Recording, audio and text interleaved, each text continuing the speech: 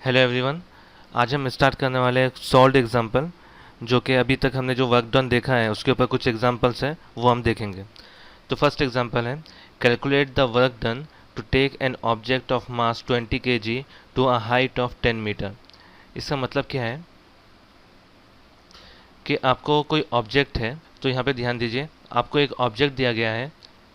ये ऑब्जेक्ट क्या हो रहा है, ये ऑब्जेक्ट को क्या करना है, आपको 10 मीटर ऊंचाई तक के मूव करना है, 10 मीटर तक के उसको मूव करना है, ठीक है। और इसका मास दिया हुआ है आपको 20 kg, 20 kg उसको आपको मास दिया गया है, आपको ऊपर उतना मूव करना है।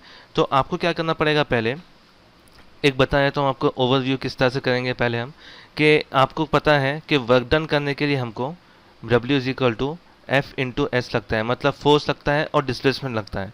तो हमारे को डिस्प्लेसमेंट तो बता दिया गया है, लेकिन फोर्स हमें पता नहीं है फोर्स कितना लगने वाला है। तो हम क्या करेंगे, पहले फोर्स मालूम करेंगे, ठीक है। और यहाँ पे आपको दिया गया है ग्रेविटी के अपोज में काम कर रहा है, ठीक है। ये देखिए यहाँ पे क्या है, ग्रेविटी के अपोज में काम कर रहा है। तो यहाँ पे ग्रेविटी का आपको वैल्यू दिया गया है 9.8 मीटर पर सेकेंड स्क्वायर। तो यहाँ पे क्या करना पड़ेगा, पहले आपको फोर्स मालूम करना पड़ेगा। जो भी फोर्स आएगा उसके बाद हम इसको वैल्यू पुट करेंगे तो आपको आंसर मिल जाएगा। तो पहले पहले हम फोर्स देखते हैं। Force is equal to M into G, ठीक है। मास इंटू ग्रेविटी आपकी जितनी होगी वो, ग्रेविटी हमको दी गई है यहाँ पर। तो यहाँ देखिए, पहले हम क्या करेंगे, ग्रेविटी फोर्स मालूम कर देंगे। हमारे पास मास दिया गया है 20 kg इंटू ग्रेविटी हमारी -9.8 हम यहाँ पे लेंगे। अब यहाँ पे ध्यान दीजिए, ये माइनस हम इसलिए लिए हैं कि ये हम ग्रेविटी के अपोज में काम कर रहे हैं, इसलिए हम यहाँ पे क्या करेंगे, माइनस लेंगे।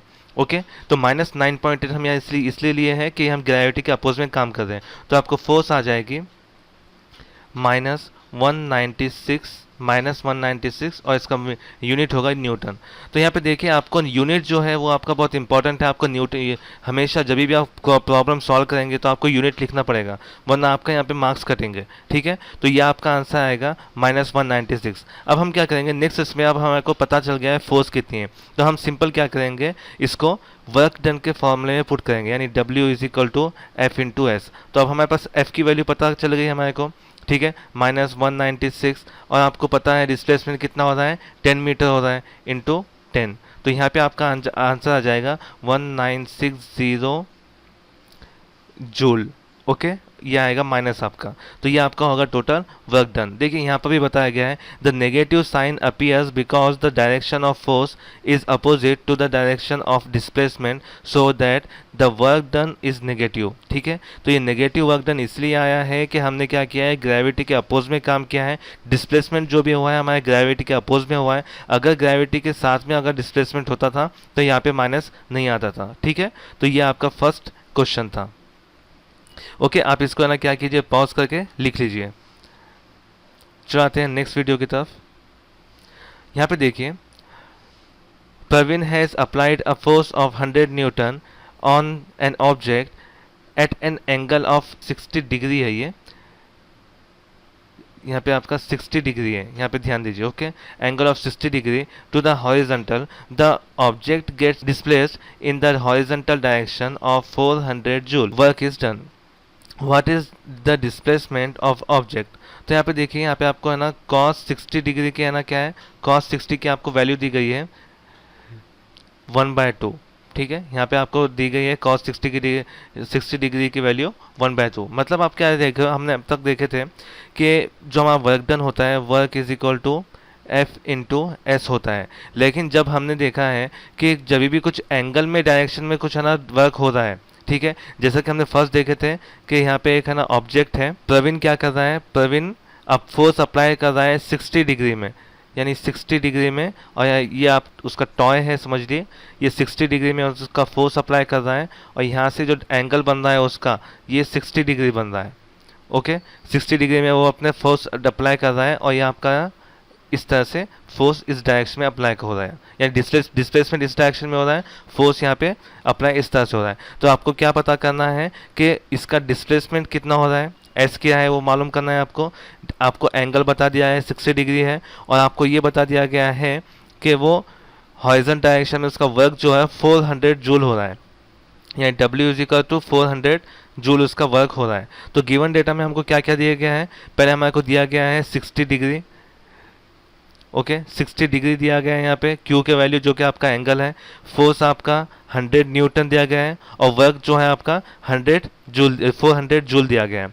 ठीक है, तो अब हम क्या करेंगे, सिंपल इसको फॉर्मूले में पुट करेंगे। W आपको दिया गया है, W है आपके value 400 is equal to force आपका दिया गया है 100 into S as it is into cos Q की जो वैल्यू दी है हमको, कॉस क्यू है यानी cos 60, cos of 60 degree. Okay, तो यहाँ पे देखिए 400 is equal to 100 into S into 1/2। आपको भी पता नहीं है कि cos 60 की वैल्यू क्या होती है, इसलिए ना यहाँ पे ऑलरेडी गिवन डेटा में 1/2 दिया हुआ है।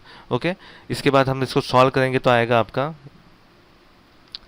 400 divide by 100 is equal to S into 1/2।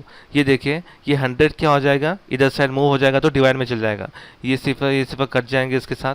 ठीक है, तो आपका आ जाएगा 4 इज इक्वल टू s/2, और ये 2 इधर साइड चल गया तो आपका आ जाएगा 4 इंटू 2, तो s की वैल्यू आ जाएगी आपकी 8। ठीक है, 8 मीटर। तो ये आपका सेकंड एग्जांपल था, बहुत ही सिंपल था। यहाँ पे देख लीजिए आपको किस तरह से दिया गया है। एक लड़का है, वो क्या कर रहा है, किसी ऑब्जेक्ट को, ओके ये एक्स ऑब्जेक्ट है समझ लीजिए, एक्स ऑब्जेक्ट को 60 डिग्री एंगल में आपके अपनी तरफ खींच रहा है। 60 डिग्री एंगल में, 60 डिग्री एंगल किससे होगा, जो आपका हॉरिजॉन्टल जो डायरेक्शन में जो फोर्स लग रही है, जो डिस्प्लेसमेंट होने वाला है, तो उस डायरेक्शन में वो क्या कर रहा है, खींच रहा है।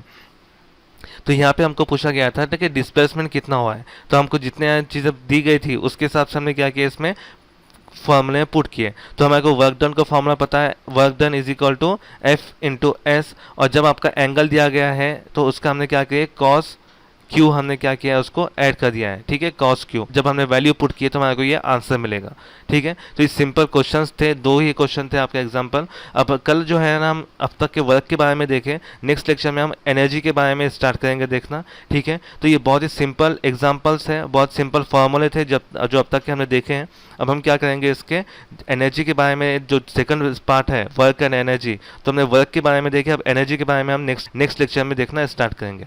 ओके, कुछ प्रॉब्लम हो तो आप मुझे मैसेज कर सकते हैं, इसके बाद का लेक्चर में हम उसे सॉल्व कर देंगे। ठीक है, चलिए ओके, इस लेक्चर को यहीं पे वाइंड अप करते हैं। Thank you.